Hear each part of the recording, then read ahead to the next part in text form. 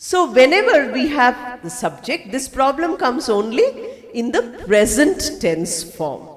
In the present tense, we have two verbs, I have shown you. The singular verb is with S, the other verb is without S. You made a list also, which we corrected today. I told you, write down all the hundreds of verbs which you know and work out this table. You might not do now, but you will do later. Now, how to understand whether the subject is singular or plural? If it is a one noun, it's very easy, no problem. If I say that, the lunch tastes excellent. I think you all had lunch yesterday. I didn't join you yesterday and today. Tomorrow I will join you. Now, if I say lunch, I cannot say taste. I have to say tastes. I have to use the S form. Lunch is one, singular. So instead of lunch, I can say it. So he, she, it, the verb form is S. So I gave you an example saying that the teacher and the students, we are using the verb which is for plural, which is for more, and that is agree. Now, the teacher, but not the students, agrees to this proposal. The teacher, one only, but not the students. So, although students is close to the verb, we say plural. We get confused. It says students, but look at the conjunction. The teacher, singular. Students, but not the students. So, students did not agree. Teacher agrees. Teacher agrees. By looking at this sentence, you feel it's wrong concord. But we have to be very careful. Suppose you say the teachers, but not the students. Now, teachers is also plural, students is also plural. Seeing the negative, you feel that should be singular, but it's not singular. It is plural because teachers is also plural, students is also plural. So you say the teachers, but not the students, agree to the proposal. Like that, we have to understand the meaning. The subject meaning, is it singular subject meaning or is it a plural subject meaning? Concord only varies in this form. Similarly, we have another aspect of concord which I explained to you yesterday while doing auxiliary verbs. I told you will and shall. The usual meaning, especially if we are using British English, when we use the word will with first person or we use shall with second and third person, it changes the meaning of the sentence. So we have to understand what is the agreement which is there between the subject and verb. Are we saying simple future? Then use first person shall, I and we shall, you, he, she, it, they will. Simple tense form, no problem. If it is not a simple tense form, then you make an exchange. You use will for first person, shall for second and third person, then you are making it into a promise or a compulsion, etc. Very often we do not keep this meaning. Therefore, when we are using the words, we might be communicating in a manner which is not correct. Remember that the most important thing about communication skills is, have we made the meaning clear to the listener or to the reader? If you're speaking, it is not you who is important. It is the listener who is important. So is your meaning clear to the listener? That is your aim. If you speak excellently and the listener does not understand you, then it is a waste. Sometimes teachers who teach other subjects ask many questions because as university professors, we go for many programs for training teachers, different parts of India, different subjects, etc. So they ask, if we pronounce the word correctly, none of my students will understand. So I have to pronounce it wrongly because they are used to the wrong pronunciation. Once an engineering faculty asked me that, I give this example every day because I remember. C-I-R-C-U-I-T. Madam, how to pronounce? I said it's pronounced as circuit. No, I always teach by saying circuit. Because my students cannot understand if I say circuit, then they will all fail in electronics. So as I was telling you that for understanding, for the other person's benefit we are using. So whenever you're learning grammar or you're learning anything, please remember that it should be easy to communicate with the others. Make everybody aware that this is the correct one.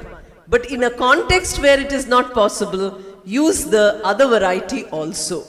Knowing both varieties improves our ability with the language. Not only knowing the correct one, but being able to sympathize with the wrong one also. There is no need for us to be very rude or always saying this is correct, this is wrong. Sympathy is also very important for communication. We should not do it. Now, one aspect which I forgot to talk to you about, since 5 minutes are left, let me do that. And that is the condition. If I told you earlier, I'll do it, but I forgot. Conditional sentences. Okay, now it's, I think Aarti will start. I will finish. It's there, explanation is there in your handout. If it is a real condition, we call it as possible condition, where all the verbs are related to the future. Simple future is used here. It is a possible condition. If you learn grammar, you will benefit. That means it's a real condition. Time is there still to learn grammar. So we will improve by learning grammar. That is one. The other one is a condition where, you have a probable condition, but it might not be possible. It is, chances are there, but it is not completely true like the other one. So here you say that, if I had learnt grammar, I would have known English. If I had improved my English, I would have got a job. So this is there. It's a probable thing. There is also an impossible condition where you use the had tense. I told you already while doing past perfect. If I had performed well, I would have got the first rank. That is not possible anymore. It's an impossible condition. So one is possible, fully positive. One is probable, 50-50. And the other is fully impossible. Only visualizing the past. These three conditions are often used. It is always better to use the first one. The other two we use very rarely. Okay? These are as many as we have done today. Now whatever is left, we will divide into half and half and do tomorrow half a session. So tomorrow's break we might take by about 10:15. So that from 10:30 to 12, the field is open to all of you. Now, when you have time after lunch, I don't know if you're going to meet. Okay, yesterday you had a little time. Today, I don't know whether you have or not. Our friends will tell us. Please make a list of people who are going to speak tomorrow. Please make a list of people who are going to speak day after tomorrow. Divide yourselves into equal halves based on the strength today. And if all of you who raised your hands saying you'll bring your friends, please add them equally to tomorrow and day after. Otherwise, leave many slots for your friends day after tomorrow and keep all of you who have attended 2 days in tomorrow's slot. Like that, planning should be perfect. No time gap should be there because it will be recorded. And remember that your speech will be seen by 20 lakhs. Okay, that's the number they gave me, so it is there fixed in my mind. So sooner or later, 20 lakh people would have seen you speaking. So prepare well. As far as possible, speak and do not read. Okay, try to speak. Speak about something which comes to you naturally. Speak about yourself. But all must speak for 3 minutes. Madam said, speak about myself.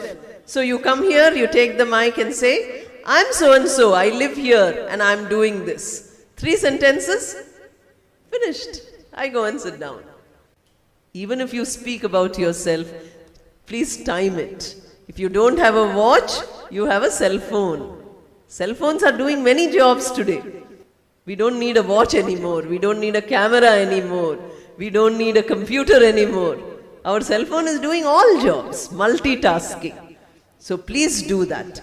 Time yourself, practice at home, speak loudly 10, 20, 30 times, then you come and speak here. Okay? Don't come fresh and start reading from your paper. Right? Reading from your paper is not communication. We are interested in communication. Okay, will you do that? I have great faith in you, so please do that. Today 9 to 12, I told you many things with a 15-minute break, I think. Is that all clear? Any difficulty? Anything which I am saying which you cannot understand? See, I don't know because I am only speaking.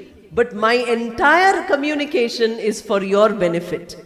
If you don't benefit, at the end of 4 days you say, madam, we could not understand one word also.